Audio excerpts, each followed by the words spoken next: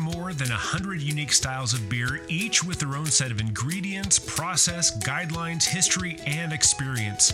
If you're a beer lover, an industry leader, or somewhere in between, a better knowledge of beer style will improve your life and your work. Welcome to A Sense of Beer Style, essential beer style training for those who want to lead in food and beverage.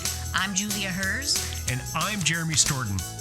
We're advanced Cicerones, beer judges, home brewers, and we're excited to guide you through the vast and wonderful world of beer styles. Well, hey everyone, welcome back to the Sense of Beer Style with my good beer buddy Julia Herz. She's opening up her beer. This one is fun. We're continuing on. If you listened to the one right before this, we talked about the German Weissbiers. Now today, in this Stylecast, we're talking about Dunkels Weissbier, the darker version of. So we kind of talked about previously, but we'll just kind of get you up to speed. The German Bavarian Weissbiers, or the wheat beers, were passed on through the right to brew them was passed on through royalty, just kind of, handed down from royalty to royalty, kind of hooking each other up type of thing. And when sales finally slowed down, then along came Georg Schneider in 1872 who said, hey, I'll take the rights, I'll brew them. And then you have Schneider Weiss coming out. So those kind of grew in popularity, then waned in popularity, and then kind of grew in popularity again right around the 50s and 60s. Most of it was dark up until about the 60s when paler versions started being brewed. But today we're going to talk about the dark stuff. Dunkel, of course, means dark, and we're going to move on to ingredients and talk about how we make a beer like this. Common ingredients, and you really do, as Jeremy referenced, can use Weissbier as a base if you know ingredients for that style. But malted wheat is still the star, right? And at least half the grist. So the grist means what is put into the mill and then into the mash and boiled. And then Munich, Vienna, and Pilsner malt. All will be a possible likely supporting star. The Munich and Vienna malt, that's medium temperature kiln malts, that's what's going to get us to those darker colors that you commonly see. You're going to have some maybe dark wheat. Caramel wheat can be used. Decoction mashing is traditional, where they're pulling off a portion of the boil, concentrating it, and then adding it back for more complexity. And then that classic Weissbier Weizen yeast, right? Weizen, cool fermentation temperature. So ale fermenting at a cooler temperature in the 60-degree range is pretty much what we're talking about here. So it's definitely an ale, but you are using a very specific yeast, Weizen ale yeast. And that, I will also say, ingredient not listed in the style guidelines, but carbonation is a part of this beer, higher carbonation. And we'll talk some about that in a little bit. Yeah. And speaking of carbonation, if you're watching this on the screen, you can see that there is some wonderful foam. It is so dense and mousse-like. It's like a cappuccino, or you could make a Jello mold out of this mousse. It's just so dense and mousse-like is a great way to describe it. That is typical of a German Weissbier. You should have that head like that too. The color on this, because it is a Dunkels Weissbier, doesn't mean it's dark necessarily. We're looking at a light copper to a brown. It shouldn't be black necessarily, but it should just be darker than the paler versions, which kind of goes back to, we're talking about Weissbier, so you could easily think of it as a pale version, dark version, but of course Dunkel means dark. Now the whole haze thing with German beers, it is possible that you can do what is called a silent pour and take your glass out of the fridge and be very gentle with it and gently pour it down the side to keep your beer as clear as you can. But I prefer the yeast in this one. And so a common way is to either take the bottle and roll it on its side before you open it and pour it, or you can open the bottle, pour it down the glass, and then just swirl the bottle around and around and around, and then finish pouring to get all that yeast in there. This is Everyone is gaga about hazy IPAs these days. This is the original hazy beer. And so we got to give a little bit of credit where it's due. So that's what I've got on appearance. Let's talk about the aroma. So really well said. And on the aroma, you're going to get an essence of the Weizen ale yeast esters, which are a byproduct of fermentation. Esters can take you to it particularly in a Dunkelweizen beer, Dunkelweiss, to a fruity place such as bananas, right? Isoamyl acetate is a type of ester that is commonly brought up. So when you're smelling that beautiful moussey color of foam, you're often hit with those esters of bananas. And then phenols would be some vanilla, some clove. Those are also byproducts of the Weizen ale yeast. You're going to get a little bit of that bread doughy essence from the wheat malt. So think of a piece of bread and you pinch it in the middle. That bread that hasn't been toasted, it's white bread, and you chew on that. That's bread flour flavors. That's what you're going to get.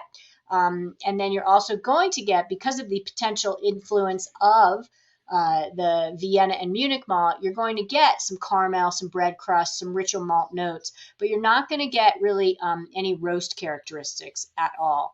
And sometimes you'll definitely get vanilla in the mix. You might get low floral, spicy hops, German noble hops, but very low and optional. And then that bubblegum essence where there's strawberries with bananas, or Jeremy uses the phrase hubba bubba bubblegum, which I grew up on too. That is not what you want. If that happened in your Dunkels Weissbier, it probably fermented too warm and the esters got too aggressive. So bringing that into the flavor world, what are you tasting, Jeremy? Well, I got to say, if there's just a touch of Hubba Bubba in my Weizen beer, I'm okay with that. I'm just going to say that. It may not be ideal to be in there, but I will find a way to move on with that tragedy. Everything that Julia just said for aroma, we can ditto that for flavor. I've said it once, I'll say it again. To me, this is banana bread in a glass. And with a Dunkels Weissbier, I'd say even more so, because you have this low to medium high. I mean, what a range, low to medium high. So it could be anything when it comes to that rich, bready, doughy, grainy wheat malt. Wheat, again, the wheat malt really comes across as like wet dough, wet pizza dough, wet bread dough, and just a little bit of like lemon pop to me. So that's coming through. But because we're getting into darker flavors and darker grains that are giving those darker flavors, we can start getting on that continuum of bread crust, toasted bread, without being toasty, and caramel, and some of these, kind of like sweeter, richer, darker flavors. But just to repeat, this shouldn't be roasty. It shouldn't be harsh. It should just, if anything, it might be lean on the sweeter side. This is a more of a malt-driven style than just the regular Weissbier, but it's still predominantly a yeast-driven beer because we're getting that banana, we're getting that clove, and that's all coming from the yeast. We can get a little bit of vanilla, like we said, but we should get, if you can detect a very faint note of German noble hops, great. But if you don't, that's totally okay too. This beer really is balanced by the carbonation and balanced by the phenols. And it's just meant to be, there's just wonderful, sweet, easy drinking beer without being overly sweet. What it shouldn't be is it shouldn't be toasty. It shouldn't be roasty. And we talked about the bubblegum. In previous versions of the guidelines, a touch of bubblegum was okay, but that's since changed. I'd love to know why, but bubblegum is no longer part of the style, so it should not be there. It should never be sour. It should never be smoky. It's easy to call the phenolic presence of this beer smoky, but it's really not. That's a completely different beer. It's more phenolic is the best way to describe it.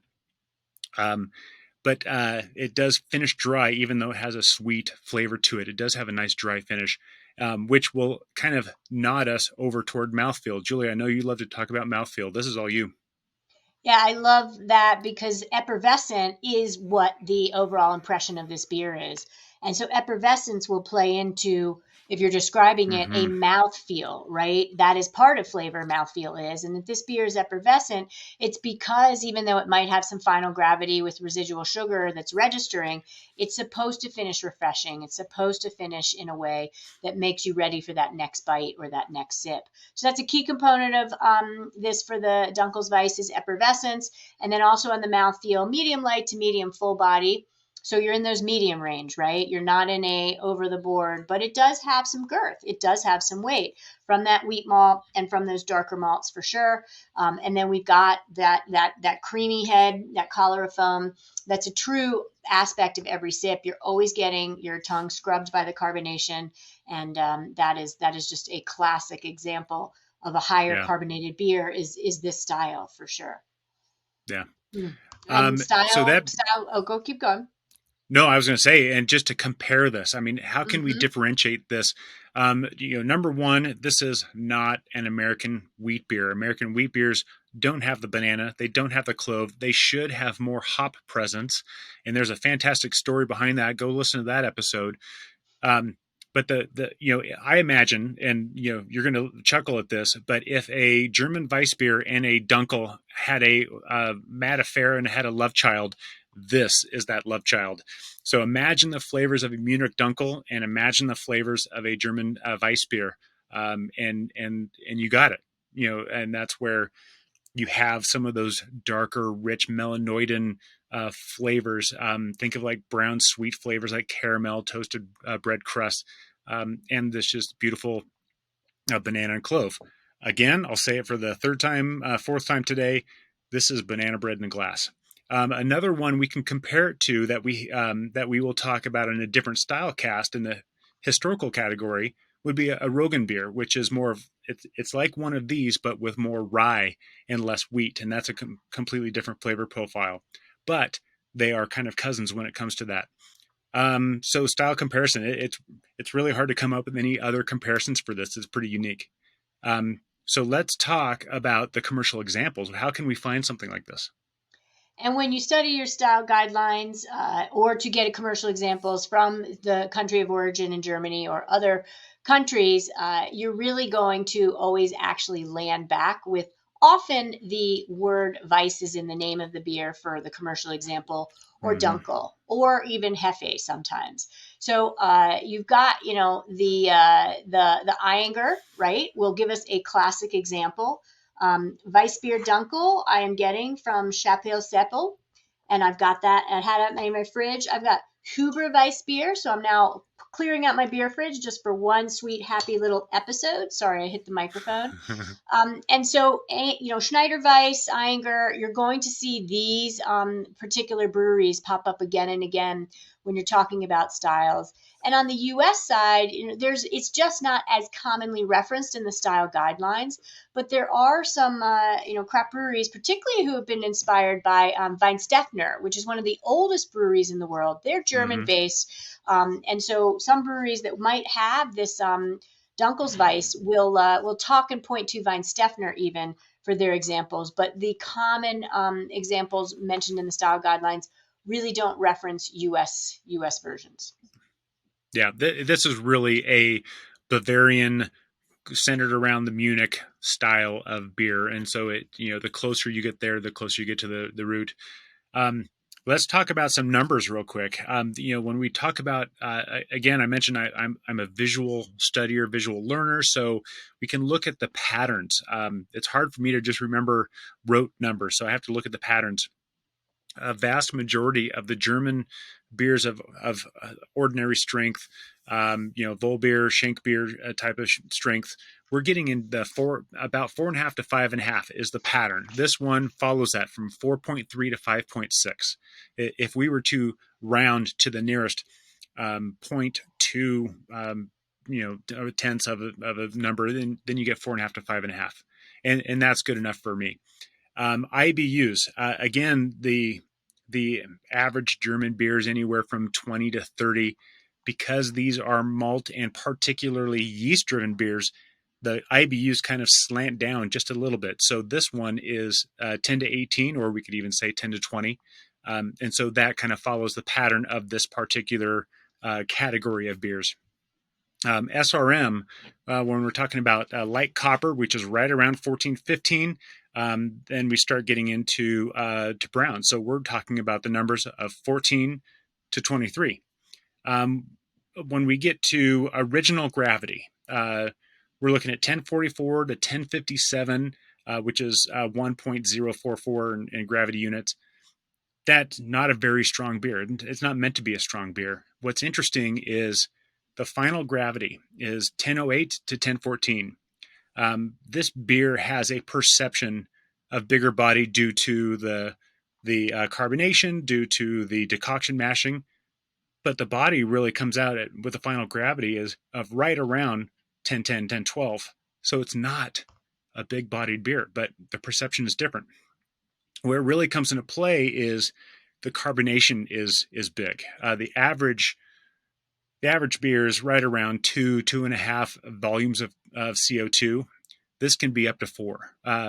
There's a lot of carbonation, and then we talk about the quality of carbonation, and we covered that in mouthfeel. But it's very, very carbonated beer.